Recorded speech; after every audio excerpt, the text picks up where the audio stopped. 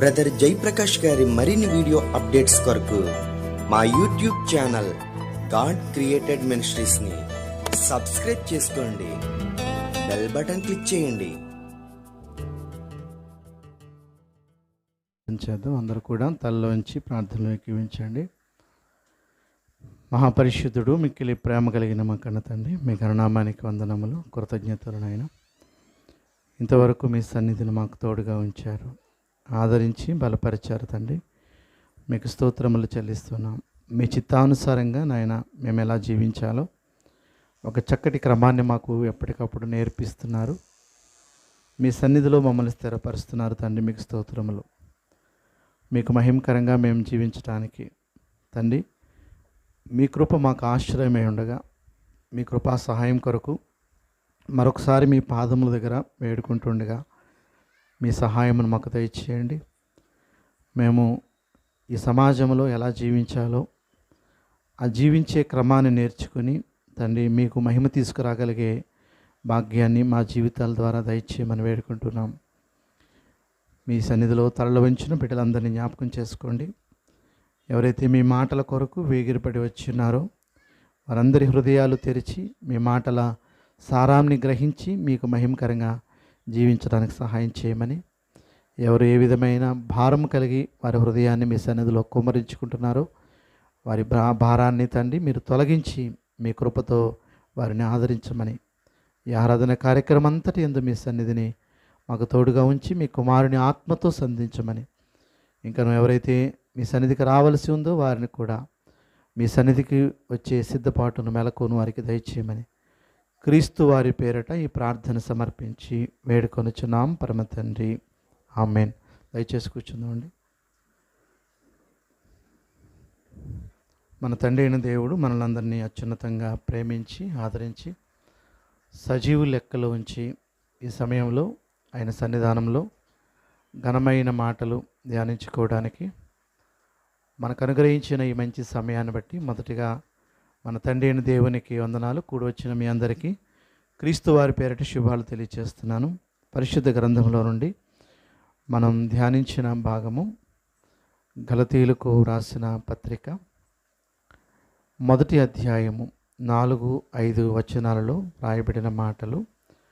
మన తండ్రి అయిన దేవుని చిత్త ప్రకారము క్రీస్తు మనలను ప్రస్తుతపు దుష్టకాలములో నుండి విమోచింపవలెనని మన పాపముల నిమిత్తము తనను తాను అప్పగించుకొనెను.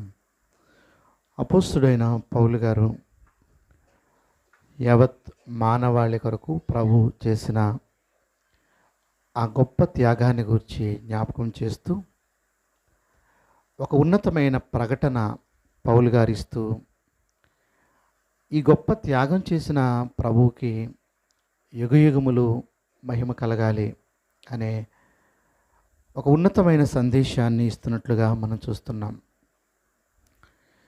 దేని గురించి పౌలు గారు ఇక్కడ ఇంత చక్కగా వర్ణిస్తున్నారు అని ఆలోచిస్తే, ఈరోజు మానవ సమాజం ఏ పరిస్థితుల్లో జీవిస్తుందో ఆ పరిస్థితుల నుంచి విడుదల చేయటానికే ప్రభు తండ్రి చిత్త ప్రకారముగా పరలోకాన్ని విడిచిపెట్టి ఈ లోకానికి వచ్చారు అనే విషయాన్ని పౌలు గారు తెలియచేస్తున్నారు. ఇది ఒక ప్రకటనగా,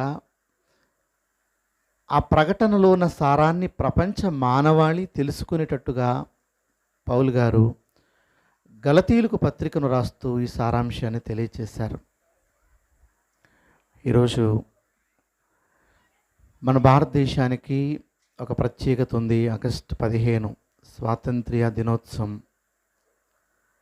స్వాతంత్ర్య దినోత్సవానికి ఉన్న ప్రత్యేకత ఏమిటంటే, సుమారు 75 సంవత్సరాలకి పూర్వం భారతదేశం బ్రిటిష్ వారి చేతుల్లో పరిపాలన వారు చేస్తూ వారికి దాసులుగా, బానిసలుగా బ్రతికే ఆ దినాలలో చాలామంది మేధావులు, చాలామంది ఉద్యమకారులు బానిసలుగా భారతదేశ ప్రజలను, ఏ దేశంలో అయితే నివాసం చేస్తున్నారో ఆ ప్రజలను పరాయి దేశం వారు బానిసలుగా చేసి వాళ్ళని పరిపాలిస్తున్నప్పుడు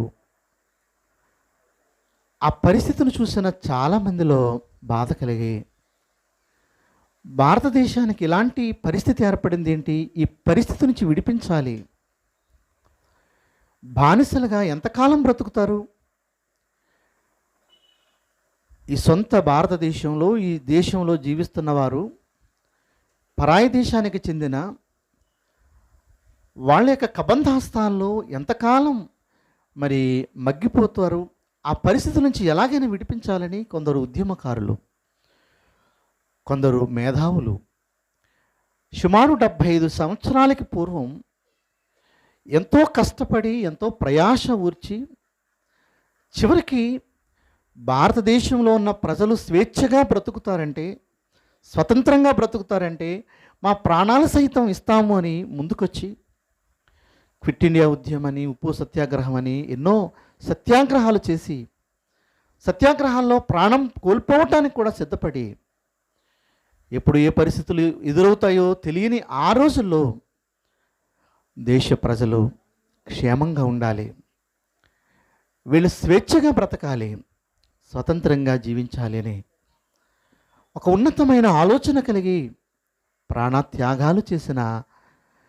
త్యాగధనుల త్యాగాలను ఈరోజు స్వాతంత్ర దినోత్సవం రోజున ఎవరెవరైతే ఈ ఉద్యమంలో పోరాటం చేశారో వాళ్ళందరి త్యాగాలను జ్ఞాపకం చేసుకుంటూ ఫలానా మహనీయుడు చేసిన ఈ త్యాగానికి ఫలితంగా ఈరోజు మనం ఈ స్వాతంత్ర్యాన్ని అనుభవిస్తున్నామని ఆ ఉద్యమకారులను జ్ఞాపకం చేసుకుంటూ వారు త్యాగ ఫలితమే ఈరోజు మనం అనుభవిస్తున్న స్వాతంత్ర్యం అని కొందరు మేధావులు ప్రతిభావంతులు ఈరోజు ప్రకటించడం మనం చూసాం. ప్రియులారా, పౌలు గారు కూడా భౌతిక సంబంధమైనటువంటి స్వాతంత్ర్యం గురించి ఈరోజు ఈ స్వాతంత్ర దినోత్సవం రోజున ఎవరైతే త్యాగాలు చేశారో వారి త్యాగాలను జ్ఞాపకం చేసుకుని వారిని స్మరించుకున్నట్లుగా ఆత్మ సంబంధమైన స్వాతంత్రం కొరకు ఆత్మ సంబంధమైన స్వాతంత్ర్యాన్ని యావత్ మానవాళికి అందించడానికి ప్రభువు పడిన త్యాగాన్ని గురించి పౌలు గారు ఇక్కడ ఉదాహరిస్తున్నారు. మన తండ్రి అయిన దేవుని చిత్త ప్రకారము క్రీస్తు మనలను ప్రస్తుతపు దుష్టకాలములో నుండి విమోచింపవలెనని, విడిపించాలి అని, ప్రస్తుతపు దుష్టకాలములో నుండి మన తండ్రి అయిన దేవుడు ఈ భూమి మీద ఎవరెవరు ఏ పరిస్థితుల మధ్య బ్రతుకుతున్నారో, ఎవరి కబంధ హస్తాల కింద జీవనం సాగిస్తున్నారో వారిని వారి చేతి నుండి విడిపించాలని, వారిని స్వతంత్రులుగా చేయాలని, స్వేచ్ఛగా జీవించేటట్టుగా వారి ఆధ్యాత్మిక జీవితాన్ని స్వేచ్ఛగా మహిమకరంగా జీవించేటట్టుగా చేయటానికి క్రీస్తు ప్రభు పరలోకం నుండి ఈ లోకానికి వచ్చారు. ప్రస్తుత దుష్టకాలంలో దుష్టుని ఆలోచనలోంచి ప్రతి ఒక్కరిని విడిపించి, దుష్టుడు ఎవరిలోనికైతే ప్రవేశిస్తాడో వాడు బానిసగా మార్చుకుంటాడు.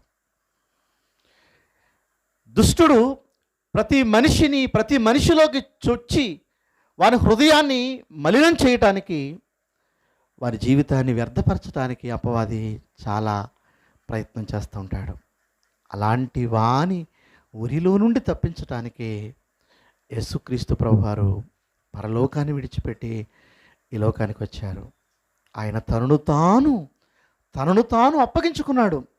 ఈ ప్రజలకి ఈ అపవాది చెరలో నుంచి, అపవాది కబంధ హస్తాము నుంచి విడిపించబడి వీళ్ళ స్వేచ్ఛగా సంతోషంగా జీవించగలుగుతారంటే నా ప్రాణాలు సహితం నేను అర్పిస్తానని తండ్రి దగ్గర ఒక అంగీకారం చేసి, తండ్రి దగ్గర ఒక ఒప్పందం చేసి, యావత్ మానవాళి పడుతున్న బాధను, యావత్ మానవాళి ఒక సాతానుడు లేక ఈ యొక్క దుష్టుడు ఏ రీతిగా మనిషి హృదయంలోకి వస్తే ఆ దుష్టుడు ఎలాగ మనిషి జీవితాన్ని ప్రమాదకరమైన స్థితిలోకి తీసుకువెళ్ళిపోతాడు, ఆ పరిస్థితులు ఎరిగిన వాడుగా వాని నుంచి తప్పించటానికి ప్రభు ఈ లోకానికి వచ్చారు. సుమారు భారతదేశానికి స్వాతంత్ర్యం కొరకు సంగ్రామం చేసి 75 సంవత్సరాలు అయింది. 75 సంవత్సరాల తర్వాత మనకు స్వాతంత్రం వచ్చింది. యావత్ మానవాళికి సుమారు 2000 సంవత్సరాలకు పూర్వమే యావత్ మానవాళి ఆధ్యాత్మిక జీవితాన్ని స్వతంత్రంగా మరి జీవింపచేయటానికి 2000 సంవత్సరాలకు పూర్వమే ప్రభు ఈ లోకానికి వచ్చి ఆయన విశేషమైనటువంటి అవకాశాలు మానవునికి అనుగ్రహించారు. ప్రియులారా, ఖచ్చితంగా ఒక విషయాన్ని మనం గమనించాలి. నిన్న నేను ఒక వార్తలో చూసినప్పుడు కొంతమంది చెబుతున్న మాటలు ఏంటంటే, భారతదేశానికి స్వాతంత్రం వచ్చి 75 సంవత్సరాలైనా ఇప్పటికి ఇంకా మాకు స్వాతంత్రం రాలేదు అని కొంతమంది వాళ్ళు ఆరోపిస్తున్నారు అని ఒక టీవీ ఛానల్ వాళ్ళ ఆవేదన వ్యక్తం చేస్తుంటే దాన్ని ప్రసారం చేశారు. 75 సంవత్సరాలు గడుస్తున్నా మాకు ఇంకా స్వాతంత్రం రాలేదు. మేము ఎక్కడ మేము ప్రారంభించామో అక్కడే మా స్థితులు ఉన్నాయి. మేము అక్కడే ఉండిపోయాం, మాకు స్వాతంత్రం రాలేదు, మమ్మల్ని గుర్తించండి అని ఈ భారతదేశంలో ఉన్న కొంతమంది అడుగుతున్నారు. దాని వెనక ఉన్న మూలాన్ని మనం ఆలోచిస్తే అసలు భారతదేశంలో ఉన్న వారందరికీ స్వాతంత్రం రాలేదా అంటే, భారతదేశంలో ఉన్న ప్రతి మనిషికి స్వాతంత్ర హక్కులను సమానంగా ఈ యొక్క భారతదేశం సమానంగా పంచిచ్చింది. ఈ భారతదేశంలో జీవిస్తున్న ప్రతి వ్యక్తి కూడా ఈ ప్రజాస్వామ్య దేశంలో ఆ స్వతంత్ర ఫలాలను అనుభవించడానికి వాళ్ళు ప్రయత్నం చేయవచ్చు, వాళ్ళు చేయాల్సిన ప్రయత్నం చేయాలి. ఒక ఆయన ఒక రోజు అంటున్నాడు,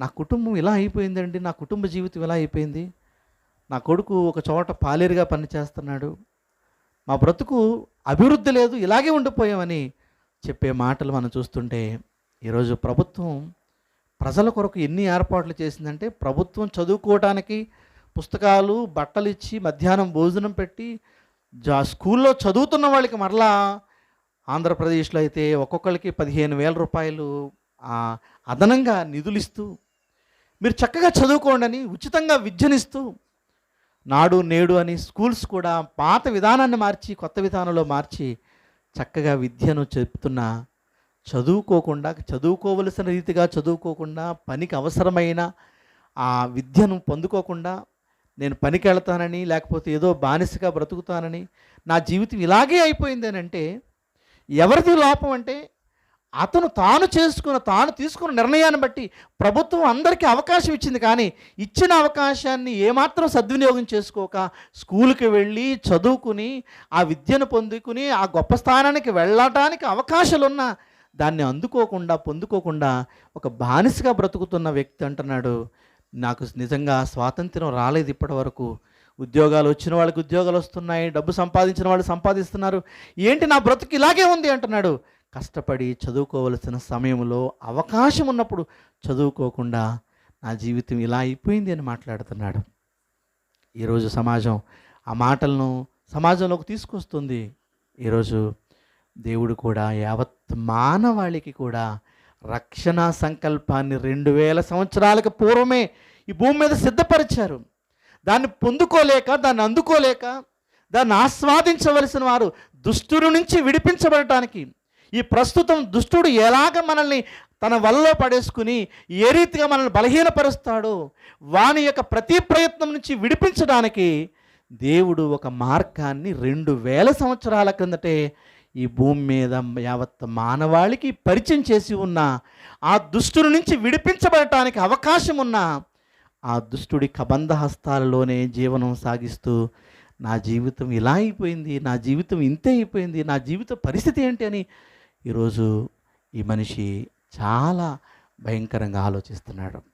ప్రియులారా, ఒక విషయాన్ని మనం గమనించాలి.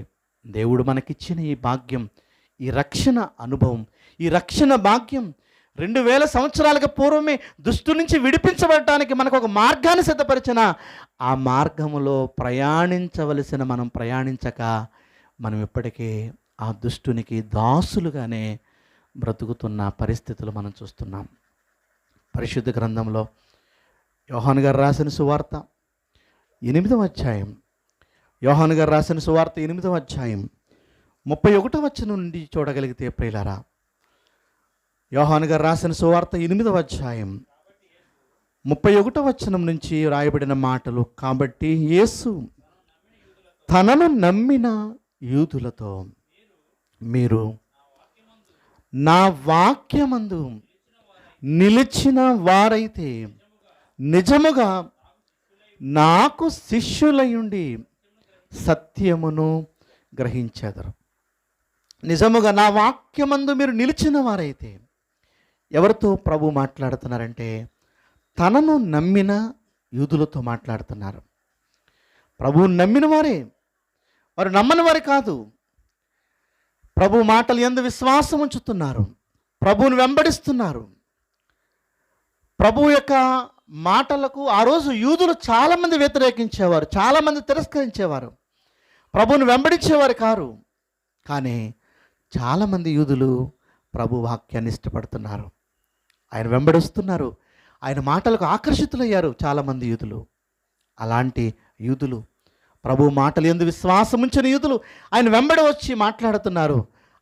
వాళ్ళతో ప్రభు మాట్లాడుతున్నారు, తన నమ్మిన యూదులతో, మీరు నా వాక్యమందు నిలిచిన వారైతే నిజముగా నాకు శిష్యులయుండి సత్యమును గ్రహిస్తారు. సత్యమును గ్రహిస్తారు, సత్యము గ్రహిస్తారు. సత్యం వినటం కాదు, గ్రహించటం చాలా అవసరం ప్రియులారా. సత్యం అనేది వినటం కాదు, గ్రహించటం చాలా అవసరం. ఈరోజు చాలా సందర్భాలు మనం ఆలోచిస్తే, ఎన్నో సందర్భాలలో మన వాక్యం వింటున్నాం, కానీ వింటున్న వాక్యాన్ని గ్రహించటం చాలా అవసరం. ప్రభువారిని వెంబడిస్తున్న వారు చాలామంది ఉన్నారు. నమ్మిన యూదులు, ప్రభు మాటల యందు ఆకర్షితులైన యూదులు, ఆయన మాటల్లో ఎంతో గొప్ప ఉన్నతమైన భావం ఉందని గ్రహించిన వాళ్ళు, లేక తెలుసుకున్న వాళ్ళు వెంబడిస్తున్నారు. ఆయన అంటున్నాడు, మీరు సత్యమును గ్రహించాలి. నిజమే, చాలా సందర్భాల్లో వాక్యం ప్రకటించబడుతుంది, వాక్యాన్ని మనం వింటుంటాం. కానీ మనం గ్రహించటం, వాక్యాన్ని గ్రహించటం అంటే వాక్య ప్రకారంగా మనం జీవించటమే వాక్యాన్ని మనం గ్రహించినట్లు. ఎఫెసీ సంఘంలో పౌలు గారు సుమారు 3.5 సంవత్సరాలు పరిచర్య చేశారండి. ఎఫెసీ సంఘంలో, ఎఫెసీ పట్టణంలో అర్తిమే దేవి అని ఒక చాలా పాపులర్ అయినటువంటి దేవి పూజ జరుగుతుంది అక్కడ. అలాంటి ప్రాంతంలో పౌలు గారు పరిచర్య చేయటానికి, ఒక్కొక్క ప్రాంతంలోనూ పౌలు గారు చేసిన పరిచర్య 6 నెలలు, 3 నెలలు, లేకపోతే ఎక్కువగా చేస్తే 1 సంవత్సరం పరిచర్య చేసి ఉండొచ్చు. కానీ ఎఫెసీ పట్టణంలో 3.5 సంవత్సరాలు పరిచర్య చేశారు. 3.5 సంవత్సరాలు పరిచర్య చేసి ఎన్నో విషయాలు, వీళ్ళకి ఇంకా ఇంకా ఇంకా చెప్పాలి, ఇంకా చెప్పాలి, వీళ్ళకి ఇంకా చెబితేనే కానీ వీళ్ళు వాక్యాన్ని గ్రహించలేరని పౌలు గారు చాలా ప్రయాసపడ్డారు. ఒకంత ఎఫెసీ పట్టణాన్ని విడిచిపెట్టి పౌలు గారు వెళుతున్నప్పుడు ఆ ఎఫెసీ పట్టణంలో చాలామంది ఆయన పట్టుకుని కన్నీళ్లు పెట్టుకున్నారంటే, ఏడ్చేశారండి. ఈ 3.5 సంవత్సరాలు ఎన్నో విలువైన విషయాలు మాకు చెప్పారు అని వాళ్ళు పౌలు గారిని పట్టుకుని వాళ్ళ యొక్క జీవితాల గురించిన ఆలోచన చేసుకున్నప్పుడు పౌలు గారిని పట్టుకుని ఏడ్చేశారు. వెళ్ళిపోతుంటే తట్టుకోలేకపోయారు. అలాంటి స్థితిలో ఉన్న ఎఫెసీలో ఆయన 3.5 సంవత్సరాలు పరిచర్య చేసి వెళ్ళారు. తర్వాత సుమారు కొన్ని సంవత్సరాలు ఆయన జైలు జీవితాన్ని గడిపారు పౌలు గారు. ఆ తరువాత ఆ జైలులో ఉన్న దినాలలోనే పౌలు గారికి ఎఫెసీల గురించి వార్త తెలిసింది. ఏమిటో తెలుసా? ఆ రోజు ఎప్పుడో సుమారు 7-8 సంవత్సరాల కిందట పౌలు గారు చెప్పిన మాటలు వాళ్ళు ఇప్పుడు అర్థం చేసుకున్నారు. ఇప్పుడు వాళ్ళ మనోనేత్రాలు వెలిగించబడ్డాయి. ఎఫెసీలకు రాసిన పత్రిక చూడండి ప్రియులారా. ఎఫెసీలకు రాసిన పత్రికలో పౌలు గారు ఆ మాటలు వ్రాస్తున్న పరిస్థితిని మనం చూడగలిగితే, ఎఫెసీలకు రాసిన పత్రిక 1వ అధ్యాయము 17వ వచనం, మరియు మీ మనోనేత్రములు వెలిగింపబడినందున, ఆయన కిందకి చెప్తున్నాడు, దేవునికి నేను కృతజ్ఞతలు చెబుతున్నాను. మీ మనోనేత్రములు వెలిగించబడినందున నేను దేవునికి కృతజ్ఞతలు తెలియచేస్తున్నాను. నేను చాలా రోజులు చెప్పాను 3.5 సంవత్సరాలు ఎవరి దగ్గర నేను ఇంత పరిచయం చేయలేదు, కానీ 3.5 సంవత్సరాలు ఇంత విశేషంగా వాక్యాన్ని ప్రకటించాను. కానీ ఆ రోజు చాలామంది దాన్ని గ్రహించలేకపోయారు. ఈరోజు ఆ వాక్యాన్ని మీరు గ్రహించారు, మీ మనోనేత్రములు వెలిగించబడ్డాయి. వాక్య ప్రకారంగా మీరు జీవించడానికి మీ జీవితాలు సిద్ధపరచుకుంటున్నారు. ఇది నాకు చాలా సంతోషంగా ఉందని దేవునికి కృతజ్ఞతలు చెల్లిస్తున్నారు పౌలు గారు. ప్రియులారా, నిజమే, ఆయన కన్నీళ్లతో ఆ పరిచర్య చేశారు. ఎంతో ప్రయాసపడి ఆ పరిచర్య చేశారు. చెరసాలలోనికి వెళ్ళి, ఎఫెసీ నుంచి వెళ్ళిన తర్వాత యెరూషలేముకి వెళ్ళిన తర్వాత ఆయన బంధించబడ్డారు. చెరసాలలోనికి వెళ్ళిపోయారు. ఇంక ఎఫెసీ తర్వాత ఆయన మరలా ఇంకొక ప్రాంతానికి సువార్తకు వెళ్ళలేదు. చివరిగా కన్నీళ్లు పెట్టుకుని ఆయన చేసిన పరిచర్య ఫలితం ఎలా ఉంటుంది? ఇంతకాలం అక్కడ పరిచర్య చేశాను కదా, 3.5 సంవత్సరాలు పరిచర్య చేస్తే ఎన్నో విలువైన మాటలు, ప్రభు చెప్పిన మాటలు వాళ్ళకి చెప్పి వాళ్ళని బలపరిచాను కదా, ఎంతవరకు వాక్య ప్రకారంగా వాళ్ళు జీవించగలుగుతున్నారు అని ఆశగా చూస్తుంటే కొన్ని సంవత్సరాల తర్వాత పౌలు గారికి వార్త వచ్చింది. ఎఫెసీలు వాక్యం పట్ల చాలా శ్రద్ధ వహిస్తున్నారు, వారు దేవునికి లోబడి బ్రతుకుతున్నారు, వాక్యాన్ని అనుసరించి వాళ్ళు జీవిస్తున్నారు అనే వార్త విన్నప్పుడు పౌలు గారు చాలా సంతోషించి మీ మనోనేత్రాలు వెలిగించబడ్డాయి, అందుకే దేవునికి నేను కృతజ్ఞతలు చెల్లిస్తున్నానని పౌలు గారు రాసిన మాటలు ఈరోజు మన ఆత్మీయ జీవితాలకి ఒక మేల్కొలుపు. ప్రియులారా, యేసుక్రీస్తు ప్రభువారు కూడా తనను నమ్మిన యూదులతో చెప్పిన మాట, మీరు నా మాటలు యందు ఎవరైతే నిలిచి ఉన్నారో, నేను చెప్పిన మాటలు యందు ఎవరైతే నిలిచి ఉన్నారో వారు సత్యమును గ్రహిస్తారు. సత్యమును గ్రహిస్తే, మరలా చూడండి యోహాను సువార్తలో, మరలా మనం ఆ మాటలకు వెళితే 8వ అధ్యాయం 31 నుంచి చూస్తున్నాం. కాబట్టి యేసు తనను నమ్మిన యూదులతో, మీరు నా వాక్యమందు నిలిచిన వారైతే నిజముగా నాకు శిష్యులయ్యుండి సత్యమును గ్రహించెదరు. అప్పుడు సత్యము అనగా వాక్యము మిమ్ములను స్వతంత్రులుగా చేయును. ఆ సత్యము, ఆ వాక్యం మిమ్మల్ని ఏం చేస్తుందంటే స్వతంత్రులుగా మారుస్తుంది. వాక్యం ఎప్పుడైతే మీలోనికి ప్రవేశించింది, వాక్యాన్ని ఎప్పుడైతే మీరు గ్రహించారో మీరు స్వతంత్రులుగా మారతారు. స్వతంత్రులుగా ఎప్పుడు మారతారంటే వాక్యము లోపలికి వెళితేనే స్వతంత్రులుగా మారతారు. అప్పటి వరకు మీరు స్వతంత్రులుగా మారరు. అప్పటి వరకు ఈ దుష్టుడు మిమ్మల్ని తన కబంధ హస్తాలతో బంధించి పట్టుకుంటున్నాడు. వాక్యము లోపలికి వెళ్ళనివ్వాలి, వాక్యము లోపలికి వెళ్ళాలి, వాక్యాన్ని మనం గ్రహించాలి. వాక్యాన్ని గ్రహిస్తేనే ఆ దుష్టుని యొక్క ప్రేరేపణలను మనం మన శరీరంలో నుంచి, మన హృదయంలో నుంచి బయటకు త్రోయగలం. వాక్యం మన హృదయంలోకి వెళ్ళకపోతే దుష్టుని ఆలోచన లోపలికి దుష్టుడు మనలోనికి ప్రవేశిస్తాడు. ఎప్పుడు ప్రవేశిస్తాడు, ఎలాంటి సందర్భంలో ప్రవేశిస్తాడు అంటే, ప్రభువుతో కలిసి ఉండటానికి ప్రభువు సిద్ధపరచుకున్న వాళ్ళు ఎంతమందో తెలుసా? ప్రారంభంలో ప్రభువుతో 70 మంది శిష్యులు సిద్ధపడ్డారు. 70 మంది ప్రభువుని వెంబడించడానికి సిద్ధపడ్డారు. 70 మంది శిష్యులు ప్రభువుని వెంబడించినప్పుడు జరిగిన సందర్భం ఒక్కసారి జ్ఞాపకం చేస్తాను. లూకా గారు రాసిన సువార్తలో ఆ సందర్భాలు మనం చూడగలుగుతాం. లూకా గారు రాసిన సువార్తలో రాయబడిన ఆ సందర్భాలు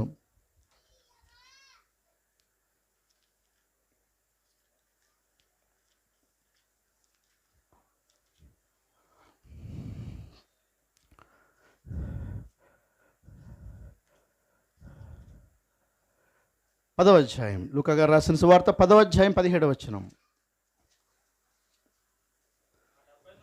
ఆ 70 మంది శిష్యులు సంతోషముతో తిరిగి, ఎవరు ఆ శిష్యులు అంటే 70 మంది శిష్యులు.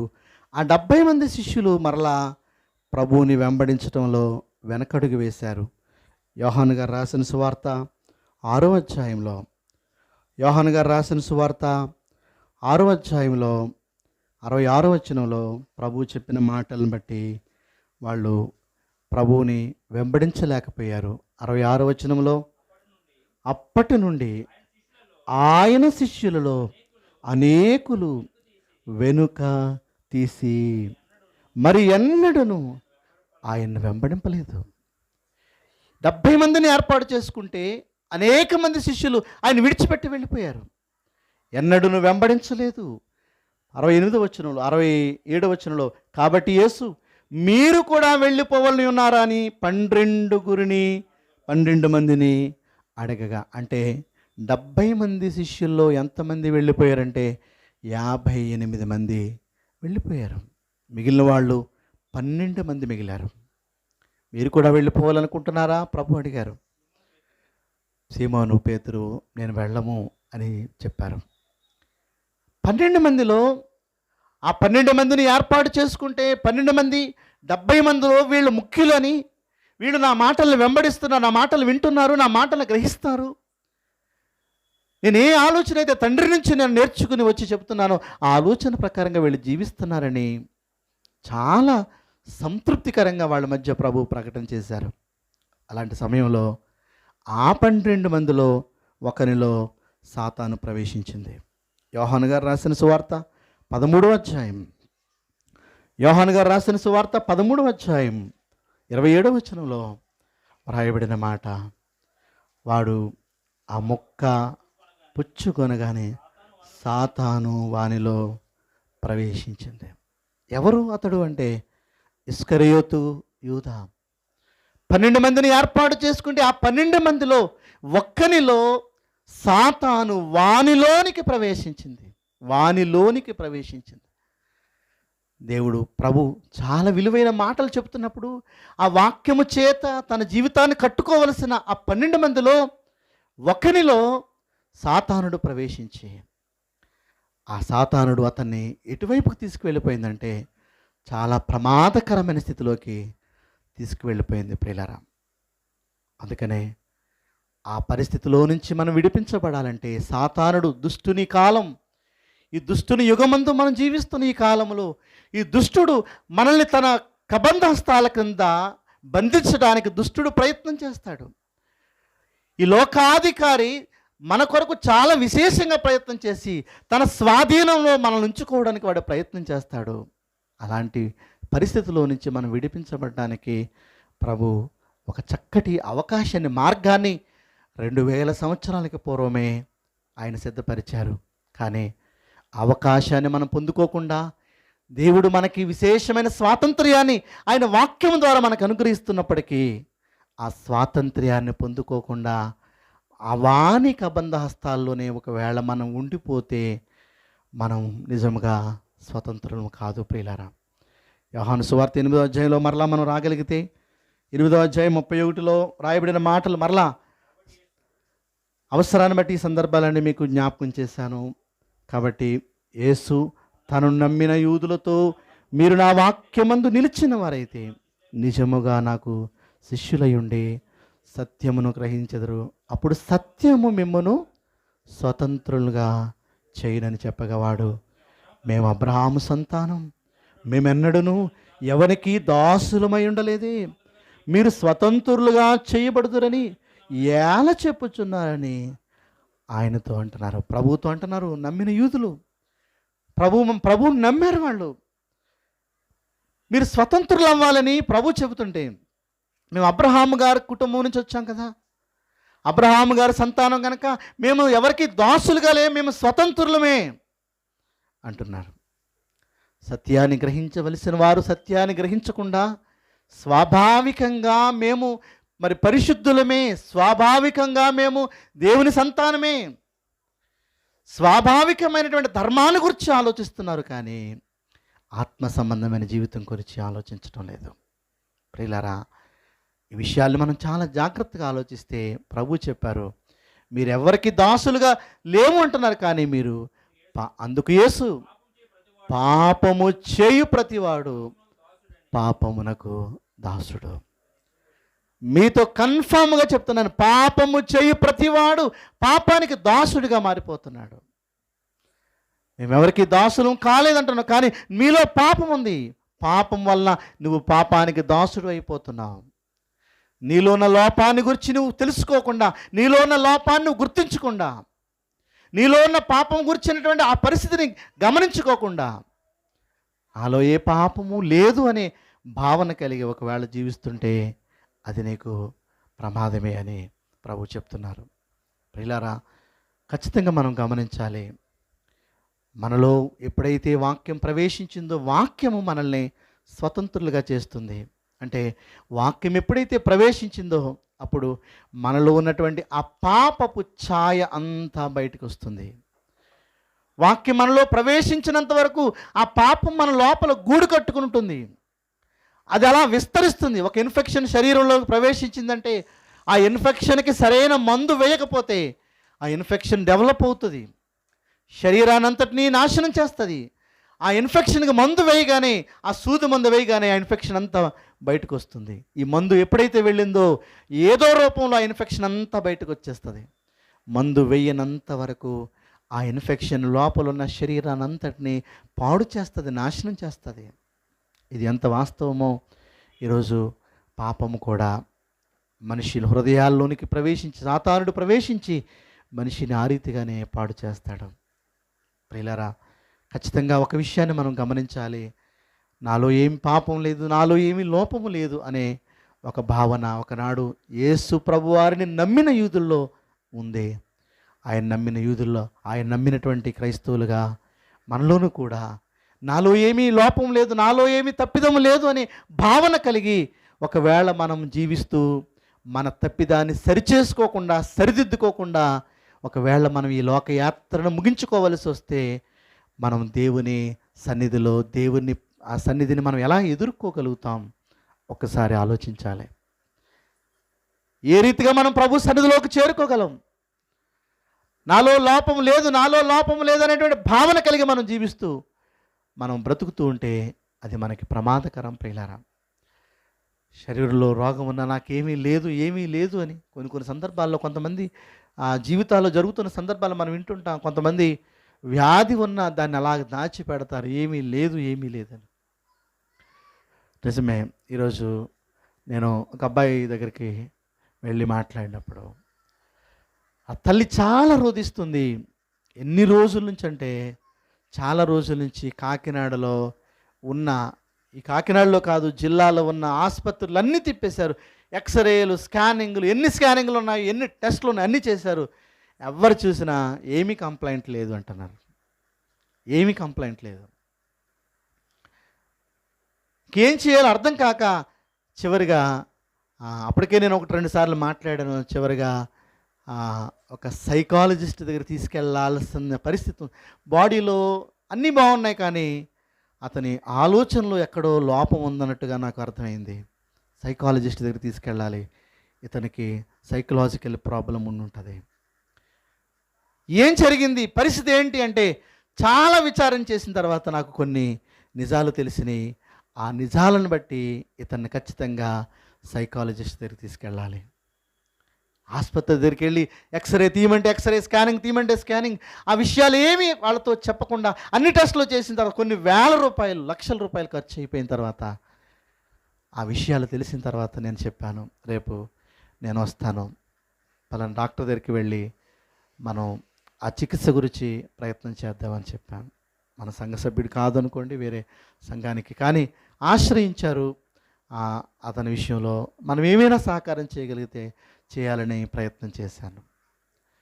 కాబట్టి ఈ పరిస్థితిని మనం ఆలోచిస్తే లోపల ఉన్న బలహీనత ఒకటి, లోపల ఉన్న ప్రాబ్లం ఒకటి, దాన్ని చెప్పుకోకపోతే ఆ రోగం రోజు రోజుకి వృద్ధి చెంది ఇక మనిషి తనకు దక్కడేమో, పిల్లాడు తనకు దక్కడేమో అనేటువంటి ఒక ఆందోళన తల్లిదండ్రుల్లో కనబడుతుంది. ఎంత డబ్బైనా ఖర్చు పెడతాం కానీ వైద్యం దొరికితే చాలు అని. కానీ ఆ వైద్యం మెంటల్గా అతనుకున్న ప్రాబ్లం, దాన్ని సాల్వ్ చేయాలి. అది ఎవరు గుర్తించలేకపోయారు. కొన్ని విషయాలు సేకరించినప్పుడు ఆ విషయాలు బయటకు వచ్చినాయి. ప్రియులారా, ఒక రోగం, ఒక బలహీనత లోపల ఉన్నప్పుడు అది ఎంత ప్రమాదకరంగా మారిపోతుందో, దాన్ని ఎప్పుడు సరిచేసుకోవాలి, అప్పుడు సరిచేసుకోకపోతే ఎంత హాని చేస్తుందో, మన ఆధ్యాత్మిక జీవితంలో కూడా మనలో ఉన్న లోపాన్ని సరిచేసుకుని, సరిదిద్దుకుని దేవుని ఎదుట మనం యోగ్యంగా నిలబడాలి. తమ నమ్మిన యూదులే అంటున్నారు, మాకేముంది లోపం, మాలో ఏమి ఇబ్బంది ఉంది, మేము అబ్రహాము సంతానము కదా, మేము యూదులం కదా, మేము ఎవరికి ఎప్పుడూ దాసులుగా లేము కదా, మేము స్వతంత్రులమే అంటున్నారు. మీరు స్వతంత్రులు అని భ్రమపడుతున్నారు కానీ మీలో లోపం ఉంది, ఆ లోపాన్ని సరిచేసుకోండి. పాపానికి మీరు దాసులు అయిపోయారు, ఆ పాపాన్ని విడిచిపెట్టండి ప్రభు చెప్పారు. నిజమే ప్రియులారా, ప్రస్తుతం దుష్టకాలం. ఈ దుష్టుడు మనుషుని ఏ రీతిగా బలహీనపరచాలని ప్రయత్నం చేస్తున్నాడు. ప్రకటన గ్రంథంలో మనం చాలాసార్లు చదివిన మాట ఒక మంచి మాట ఉంటుంది. ప్రకటన గ్రంథంలో రాయబడిన ఒక మంచి సందర్భాన్ని జ్ఞాపకం చేస్తాను. 2వ అధ్యాయం ప్రకటన గ్రంథము 13వ వచనం. ప్రకటన గ్రంథము 2వ అధ్యాయం 13వ వచనంలో, సాతాను సింహాసనము ఉన్న స్థలములో నీవు కాపురం ఉన్నావని నేను ఎరుగుదును. నువ్వెక్కడ కాపురం ఉన్నావో తెలుసా? సాతానుకు సింహాసనం ఉన్న స్థలములో నువ్వు కాపురం ఉన్నావు. నీవు కాపురం ఉన్న ప్రాంతం అలాంటిది. సాతాను సింహాసనం ఉన్న స్థలములో నీవు కాపురం ఉన్నావు. అది నాకు తెలుసు. సాతాను ప్రభావం కలిగిస్తూ ఉంటుంది. సాతాను నిన్ను బలహీనపరుస్తుంది. ఆ సాతాను ప్రభావాన్ని నీలో నుంచి తొలగించడానికే ప్రభు ఈ లోకానికి వచ్చారు. తన్ను తాను అర్పించుకున్నాడు. ఆయన ఆశ ఏంటో తెలుసా? ఆయనకున్నటువంటి కోరిక ఏంటో తెలుసా? ఇదిగో, నేను ఈ సహోదరుడి కొరకే, ఈ సహోదరి కొరకే నేను నా ప్రాణాన్ని అర్పించాను. ఈ సహోదరుడు తనలో ఉన్నటువంటి ఆ దుష్టుని ఆలోచనలను తొలగించుకుని నా కుమారుడు స్వతంత్రుడైతే, నా కుమార్తె స్వతంత్రులైతే అంతకంటే నేను నాకంటే ఆనందించే వాళ్ళు ఎవరూ లేరని ప్రభువు మన కొరకు చాలా ఆశతో ఎదురు చూస్తున్నారు ప్రియులారా. ఎందుకంటే వీని కొరకే, వీని యొక్క క్షేమం కొరకే నేను ఆ పరలోకాన్ని విడిచిపెట్టి ఈ లోకానికి వచ్చి ఇంత ప్రయాసపడ్డాను. కలువరి శిలువలో ఎవరు పడని ప్రయాస నేను పడ్డాను. ఎవరు పడని కష్టం నేను పడ్డాను. ఎవరు పడని కష్టము నేను పడ్డాను. కాబట్టి నేను పడిన కష్టానికి ఒక కుమారుని చూసి అతడు దుష్టు నుంచి విడిపించబడ్డాడు. ఇప్పుడు స్వతంత్రుడిగా బ్రతుకుతున్నాడు. ఇప్పుడు సంతోషంగా జీవిస్తున్నాడు. ఎవరి విషయంలో ఆందోళన చెందకుండా, ఎవరి విషయంలో భయం లేకుండా జీవిస్తున్నాడనే ఆ సంతృప్తి కొరకు దేవుడు ఆశతో ఎదురు చూస్తున్నారు. నిజమే, మనం ఎవరి దగ్గరైనా అప్పు తీసుకుని ఉంటే ఆ అప్పు విషయంలో వాళ్ళ దగ్గరికి వెళ్ళి మనం ధైర్యంగా మాట్లాడలేం, ధైర్యంగా వెళ్ళి కూర్చోలేం. వాళ్ళు అప్పు ఎప్పుడు అడుగుతారు అని ఆ అప్పు విషయమై మనం ఎన్నో ఆలోచనలు కలిగి, ఎంతో ఆందోళన మన హృదయంలో ఉండి ఆ అప్పు తీర్చిన తర్వాత ఒకవేళ అతను ఏమైనా మాట్లాడుతున్నప్పుడు అనుకుంటాం, నీ అప్పు తీర్చిన తర్వాత అప్పుడు నేను నీతో మాట్లాడతాను. ఆ అప్పు తీరనంత వరకు మనం మాట్లాడడానికి ధైర్యం ఉండదు. అతని దగ్గరికి వెళ్ళటానికి ధైర్యం ఉండదు. ఏదో ఒక భయం మనల్ని వెంటాడుతుంది. అతనికి నేను లోబడి ఉండిపోతున్నాను. ఎందుకంటే అతని దగ్గర నేను అప్పు తీసుకున్నాను కనుక ఆ అప్పు తీర్చబడిన తర్వాత అప్పుడే నాకు ధైర్యం వస్తుంది. నువ్వు చేసిన అప్పు అది చాలా ఘోరమైన అప్పు, చాలా పెద్ద అప్పు అయితే ప్రభువు నీ విషయంలో వచ్చి నీ అప్పంతా నేను తీరుస్తాను, నేను స్వతంత్రునిగా చేస్తానని ఆయన మనకి అభయం ఇచ్చి మన అప్పునంతటిని తొలగించి మనల్ని స్వతంత్రులుగా చేశారు.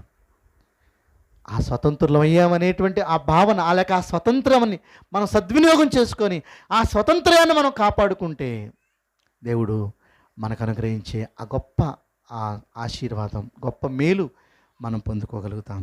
గలతీయులకు రాసిన పత్రిక 5వ అధ్యాయం, గలతీయులకు రాసిన పత్రిక 5వ అధ్యాయం మొదటి వచనాన్ని చూడగలిగితే,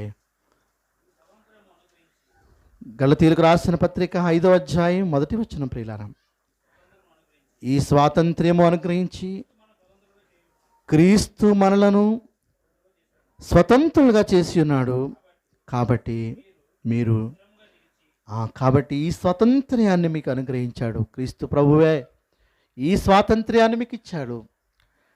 మన వల్ల అయ్యింది కాదు. ఈ స్వాతంత్ర్యాన్ని మనం సంపాదించుకున్నది కాదు.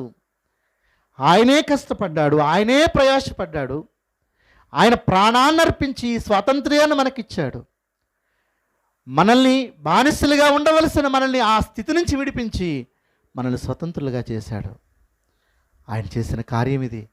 ఈ స్వాతంత్ర్యం మనకు అనుగ్రహించి క్రీస్తు మనలను స్వతంత్రులుగా చేసి ఉన్నాడు. కాబట్టి మీరు చేయాల్సింది ఏంటంటే స్థిరముగా నిలవాలి. స్థిరముగా నిలవాలి. చంచలమైన మనస్సు ఉండకూడదు, అస్థిరమైన మనస్సు ఉండకూడదు. స్థిరముగా నిలవాలి. ఈ స్వాతంత్ర్యాన్ని ప్రభు మనకిచ్చారు కనుక ఈ స్వాతంత్ర్యాన్ని మనం కాపాడుకోవాలి.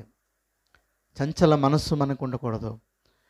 ప్రభువులోనికి వచ్చిన తర్వాత మన విశ్వాస జీవితంలో మనం అటు ఇటు అడుగులు మనం ఎప్పుడు వేయకూడదు.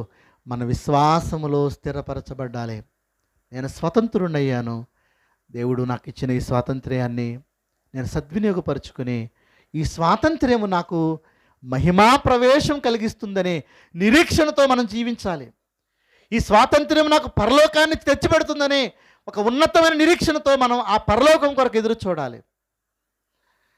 ఆ స్వాతంత్ర్యం పట్ల మనకి విశ్వాసం లేకపోతే, నేను స్వతంత్రునయ్యాననే భావన మన హృదయానికి తెలియకపోతే ఆ పరలోకం కోసం అనే నిరీక్షణ మనకు ఉండదు ప్రియులారా.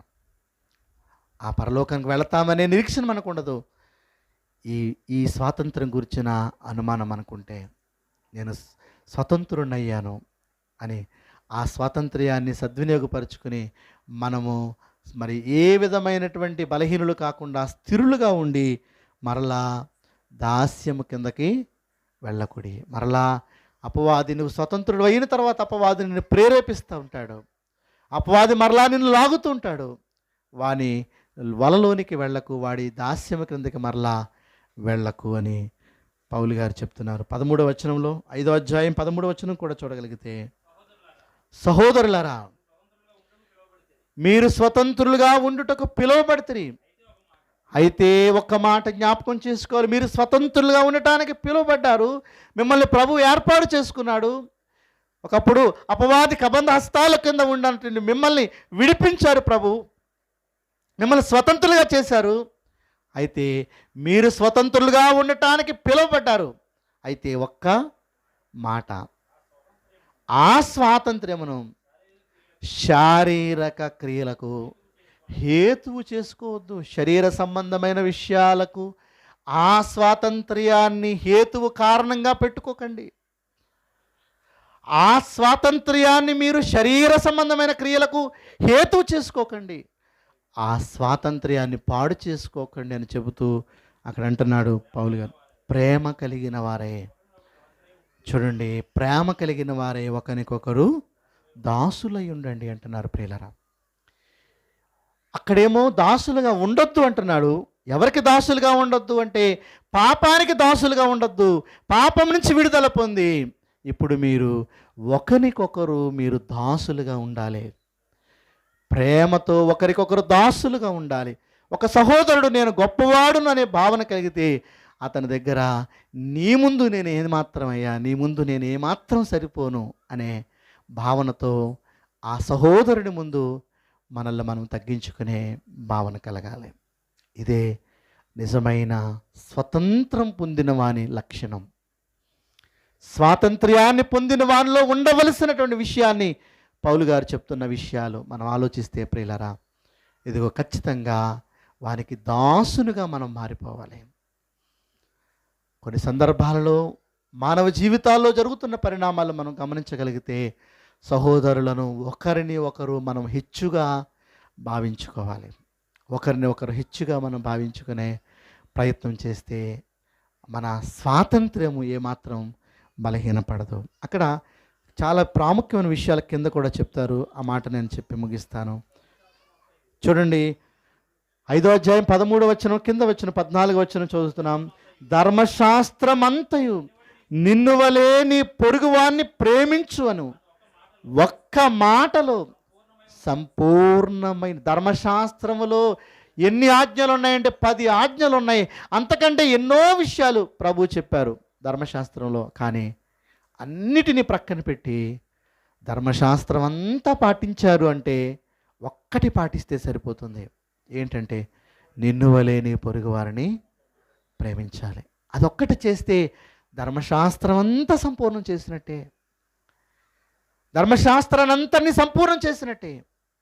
అందుకని ఒక సహోదరుడికి వెళ్ళినప్పుడు ఆ సహోదరుడి దగ్గర నీకంటే నేను చాలా తక్కువ వాడను అనే భావన కలిగి ఆ సహోదరుడికి దాసుడైపోవడానికి మనం వెనకాడకూడదు ప్రియులారా. ఇదే నిజమైన స్వతంత్రం పొందిన క్రైస్తవుని లక్షణం. ఇలాంటి లక్షణాలు మనం కలిగి ఉండాలని ప్రభు సుమారు 2000 సంవత్సరాలకు పూర్వం చెప్పిన మాటలు. ఆ స్వాతంత్ర్యాన్ని మనం పొందుకున్నప్పుడు ఆ స్వాతంత్ర్యాన్ని మనం ఆస్వాదించడానికి మనం సిద్ధపడుతున్నప్పుడు ఇలాంటి మనస్సు కలిగి ఆ స్వాతంత్ర్యాన్ని మనం ఆస్వాదించాలి. అక్కడ చెప్తున్న మాట, ధర్మశాస్త్రము అంతయు నిన్ను వలె నీ పొరుగువాన్ని ప్రేమించమని ఒక్క మాటలో సంపూర్ణమైనది. అయితే మీరు ఒకరినొకడు కరుచుకుని భక్షించిన ఎడల మీరు ఒకని వలన ఒకడు బొత్తిగా నశించిపోదురేమో చూచుకొనడి. మీరు ఒకరినొకడు కరుచుకుని భక్షించుకుంటే ఏమి ప్రయోజనం ఉండదు, కానీ మీరు ఒకరికొకరు ప్రేమించాలి. ఇది స్వతంత్రుల లక్షణం. స్వతంత్రులుగా ఒకరికొకరు ఖర్చుకుని భక్షించుకోవటం దేవుని చిత్తం నెరవేర్చడం కాదు. ఒకరికొకరు దాసులుగా మారిపోవాలి, ఒకరినొకరు ప్రేమించాలి. ఇదే దేవుడు మన నుంచి కోరుతున్నారు. ఈ స్వాతంత్ర్యము మనకు అనుగ్రహించారు. ఈ స్వాతంత్ర్యం మనం పొందుకున్న తర్వాత మరలా మనం దాస్యం కిందకి వెళ్ళకూడదు. పాపపు ప్రేరేపణలు మనకు వచ్చిన వాటి వైపుకి వెళ్లకుండా నిజమైన స్వతంత్రులు ఎప్పుడైతే మనం అయ్యామో అప్పుడే మనం పరలోకపు నిరీక్షణ కలిగిన వారంగా జీవించగలుగుతాం. ఆ స్వాతంత్ర్యాన్ని మనం దుర్వినియోగం చేసుకోకుండా, పాడు చేసుకోకుండా ఈ స్వాతంత్ర్యాన్ని మనం సద్వినియోగపరుచుకుంటే, ఇదిగో నా కుమారుడు కొరకు, నా కుమార్తె కొరకు నేను పడిన కష్టము, ఆ స్వాతంత్ర్యాన్ని సద్వినియోగపరుచుకుని మనం ప్రారంభంలో చదివాం. ప్రస్తుతపు దుష్టకాలములో నుండి మనం విమోచించవలనని క్రీస్తు మన నిమిత్తము తన్ను తాను అప్పగించుకొనును, యుగ యుగములకు ఆయనకు మహిమ కలగాలి. ఆయనంత గొప్ప త్యాగం చేశారు, మనల్ని విడిపించడానికి ఆయనంత కష్టపడ్డారు, ఆయనంత ప్రయాసపడ్డారు. కనుక ఆయనకి మహిమ ఎంతకాలం చెల్లించాలంటే యుగ యుగాలు మనం చెల్లించాలి. యుగ యుగాలు ఎంత గొప్ప త్యాగం చేసావయ్యా మా కోసం. నిత్యము మన జీవితం ద్వారా ఆయనకు మహిమ చెల్లించాలి ప్రియులారా. నిజంగా ఆగస్టు 15 రోజున స్వాతంత్ర్యం కోసం పోరాటినటువంటి పోరాట యోధులను జ్ఞాపకం చేసుకుంటూ, వారి త్యాగాలను జ్ఞాపకం చేసుకుని, ఇంత గొప్ప త్యాగం చేశారు అని వాళ్ళ త్యాగాలను జ్ఞాపకం చేసుకుని ఈరోజు ప్రతి ఒక్కరూ ఎవరెవరు ఎంత గొప్ప త్యాగం చేశారో జ్ఞాపకంలోకి తెచ్చుకున్నారు. ఆయన సన్నిధిలో కూడిన మనం ప్రతిసారి కూడా మన ప్రభువు మన కోసం చేసిన ఆ త్యాగాన్ని జ్ఞాపకం చేసుకుని, ఆయన మీరు ఈ మేలుకొల్పు మాకు ఇవ్వకపోతే, ఈ మెలకువ మాకు ఇవ్వకపోతే, ఈ వాక్యం ద్వారా మమ్మల్ని నడిపించకపోతే ఆ దుష్టుని కబంధాస్తాల్లోనే మేము ఉండేవాళ్ళం. వారి నుంచి మమ్మల్ని విడిపించి ఇదిగో మీ సన్నిధిలో మమ్మల్ని నిలబెట్టి మహిమకరంగా నడిపిస్తున్నారని ఆయనకు మనం యుగయుగములు ఆయనకు మహిమ చెల్లించాలి. నిజమే ప్రియులారా, వాక్యము మనల్ని దుష్టుని నుంచి తప్పిస్తుంది. వాక్యము సాతాను యొక్క ఆలోచన నుంచి మనల్ని తప్పిస్తుంది, మనల్ని స్వతంత్రులుగా చేస్తుంది. ఆ స్వాతంత్ర్యాన్ని మనం అనుభవించి దేవునికి మహిమకరంగా మన జీవితాల్ని సిద్ధపరచుకోవాలి. ఆ స్వాతంత్ర్యాన్ని మనకి ఇవ్వటానికి కారకుడైన ప్రభువుని నిత్యము మహిమకు మనం వారసుడిగా లేక హక్కుదారులుగా మనం చేయటానికి మనం సిద్ధపడాలని ప్రభు పేరట కోరుచు ఈ మాటలో ముగిస్తున్నాను. ప్రార్థన చేసుకుందాం. మహాపరిశుద్ధుడు, మిక్కిలి ప్రేమ కలిగిన మా కన్న తండ్రి, మీ ఘననామానికి వందనములు, కృతజ్ఞతలు ఆయన. ఇంతవరకు మీ సన్నిధిని మాకు తోడుగా ఉంచారు తండ్రి. ఎన్నో ప్రాముఖ్యమైన విషయాలు తండ్రి, మా ఆత్మీయ జీవితాలకి మెలకువను కలిగించే విషయాలు మాకు తెలియచేసి బలపరిచినందుకు కృతజ్ఞతలు నాయన. విన్న మాటలను తండ్రి మేము విని విడిచేవారుగా ఉండకుండా మీ మాటల ప్రకారంగా జీవిస్తూ తండ్రి, మీరున్న మహిమలోకంలో మా యొక్క స్థానాన్ని సుస్థిరం చేసుకోవడానికి సహాయం చేయమని వేడుకుంటున్నాం. కూడి వచ్చిన బిడ్డలందరినీ జ్ఞాపకం చేసుకోండి. ప్రతి ఒక్కరిని తండ్రి వాక్యం చేతనైనా మీరు సంధించారని నమ్ముచున్నాం. వాక్యం ప్రతి ఒక్కరి హృదయములో నాటబడినట్టుగా వారి హృదయాలను తెరిచి ఉన్నారని మేము నమ్ముచున్నాం. మంచి ఫలింపు కలిగించి బలపరచమని మీ సన్నిధిలో మీరిచ్చిన మీ కుమారుడైన క్రీస్తు ప్రభువారి ద్వారా మాకు వచ్చిన ఈ రక్షణ స్వాతంత్ర్యాన్ని మేము దుర్వినియోగం చేసుకోకుండా మహిమకరంగా కాపాడుకోవడానికి సహాయం చేయమని క్రీస్తు వారి పేరట ఈ ప్రార్థన సమర్పించి వేడుకొనుచున్నాం పరమ తండ్రి. ఆమేన్.